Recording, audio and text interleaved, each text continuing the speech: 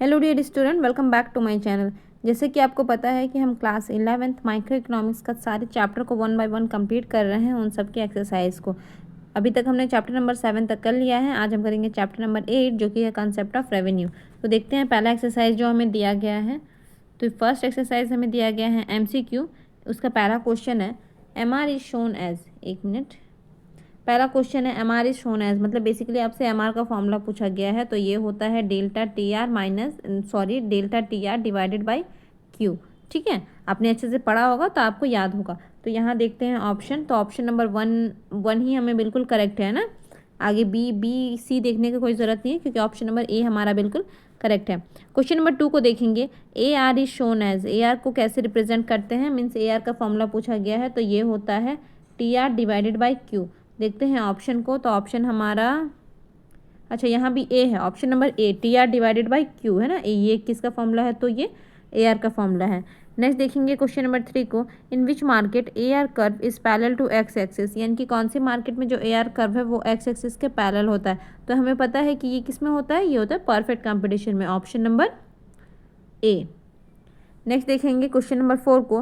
Which of the following is a true statement, इसमें से कौन सा ट्रू स्टेटमेंट है। AR indicates price. AR, अच्छा कौन सा स्टेटमेंट ट्रू है, तो ये स्टेटमेंट ट्रू है। AR इंडिकेट्स प्राइस, मतलब AR को ही हम प्राइस बोलते हैं। आपको पता होगा फॉर्मूला जो TR होता है वो होता है P इंटू क्यू, है ना। और हमें पता है कि, एक मिनट मैं इसे क्लीन कर देती हूँ तो ईजी होगा। अगर आपने चैप्टर को पढ़ा होगा तो आपको दिक्कत भी नहीं हो रहा होगा, फिर भी मैं एक बार क्लियर कर देती हूँ। देखिए जो TR है, हमको पता है कि TR डिवाइडेड बाई क्यू करेंगे तो होता है हमारा AR। ठीक है, और TR का फॉर्मूला क्या होता है, ये होता है P इंटू क्यू। तो divided by Q, Q Q cancel हो गया, इसका मतलब AR is equal to P। ठीक है, AR इंडिकेट प्राइस, तो ऑप्शन नंबर ए। उसके बाद बोथ में भी चल रहा है क्या, देखते हैं बी के नंबर को। AR curve and demand curve are the same. हाँ, AR कर्व और डिमांड कर्व दोनों क्या होता है, सेम होता है। ठीक है, वो किस में होता है, तो वो मोनोपोली और मोनोपोलिस्टिक, यानी कि जो इम्परफेक्ट कंपटीशन सब होता है ना, उसमें होता है। चलिए नेक्स्ट देखेंगे, यानी कि option number C both A and B यहाँ पर क्या है, करेक्ट है। क्वेश्चन नंबर 5 को देखेंगे। इन विच मार्केट AR में बिकम जीरो और नेगेटिव।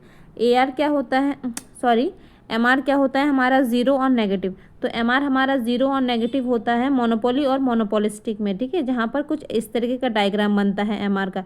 यह आगे चलकर एक्स एक्सिस पे जब टच करेगा तो ये जीरो हो सकता है, और अगर उससे नीचे चला गया तो ये नेगेटिव में भी हो सकता है।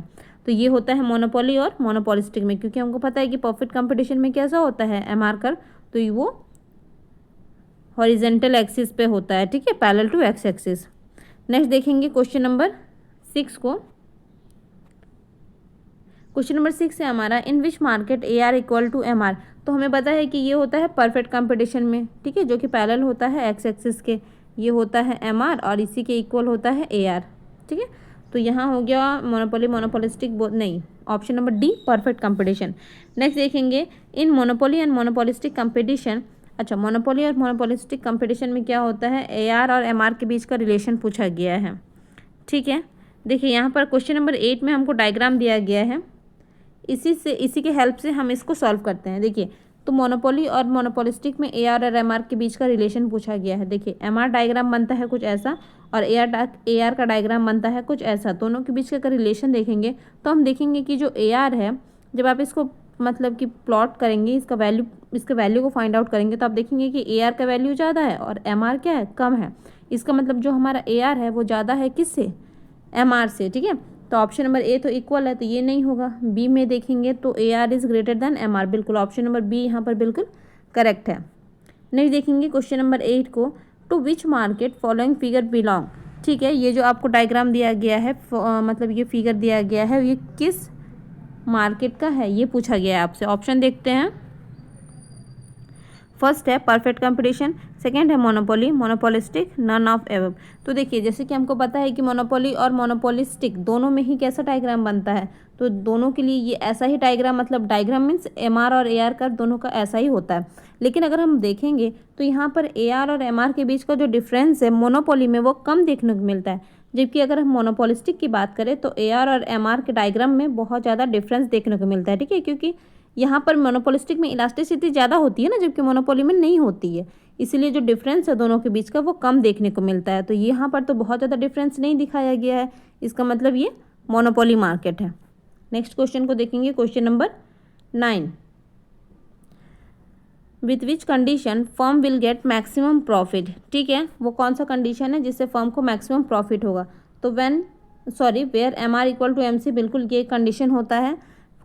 ऑप्शन नंबर बी है where M C cut M R from below, तो ये भी एक ऑप्शन है। यानी कि दोनों ही कंडीशन होना चाहिए, एम आर और एम सी क्या होने चाहिए, दोनों इक्वल होने चाहिए। ये हमारा एम सी कर्व है, ये हमारा एम आर कर्व है, दोनों इक्वल होना चाहिए और एम सी कट करना चाहिए एम आर को फ्रॉम बिलो से। तो यहाँ हमारा बनता है इक्विलिब्रियम पॉइंट। ठीक है, नेक्स्ट नंबर देखेंगे क्वेश्चन नंबर 10 को।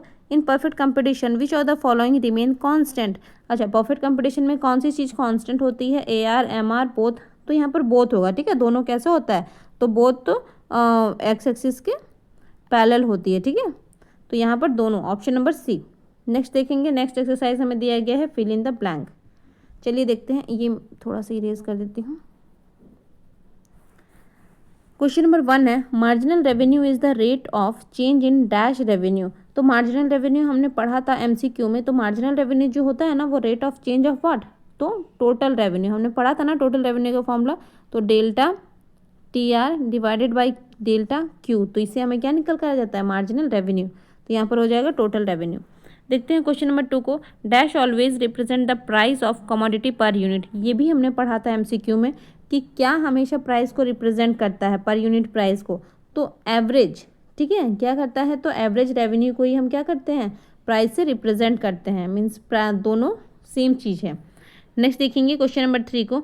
When M R is dash T R become maximum.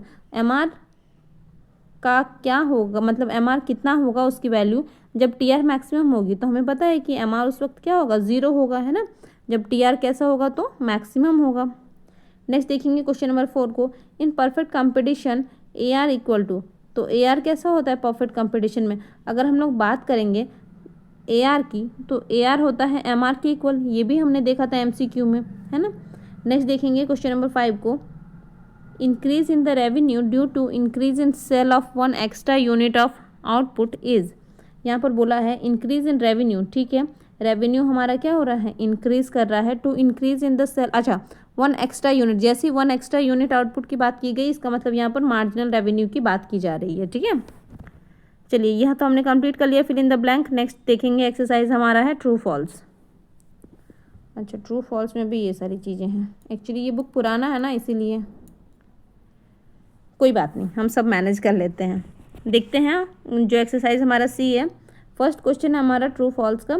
M R equal to T R N plus 1 minus T R N. तो बिल्कुल ये स्टेटमेंट तो ट्रू है हमारा। नेक्स्ट है when M R become negative T R increase. जब M R negative हो जाता है, टी आर इंक्रीज नहीं, टी आर उस वक्त क्या होता है, टी आर उस वक्त डिक्रीज करने लग जाता है ना। तो ये स्टेटमेंट है फॉल्स। क्वेश्चन नंबर 3 है in perfect competition A R is horizontal to X axis. बिल्कुल ए आर और एम आर इक्वल होता है, हमने अभी तो पढ़ा दोनों ही एक्सरसाइज में, फिल इन द ब्लैंक में भी और एमसीक्यू में भी। तो ये स्टेटमेंट सही है। नेक्स्ट देखेंगे A R line represent demand curve. बिल्कुल। क्वेश्चन नंबर 5 है both A R and M R curve fall in monopoly. हाँ, मोनोपोली में जो ए आर और एम आर है, दोनों ही कर्व कैसे होते हैं, फॉल करते हैं। ठीक है, ये हमारा ए आर है और ये हमारा ए आर है और ये हमारा एम आर है। तो ये स्टेटमेंट भी क्या है, ट्रू है, क्वेश्चन नंबर 5। नेक्स्ट देखेंगे क्वेश्चन नंबर 6 को।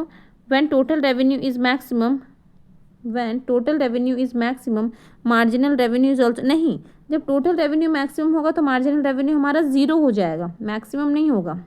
तो ये क्वेश्चन नंबर 6 क्या है, फॉल्स है। नेक्स्ट एक्सरसाइज देखेंगे।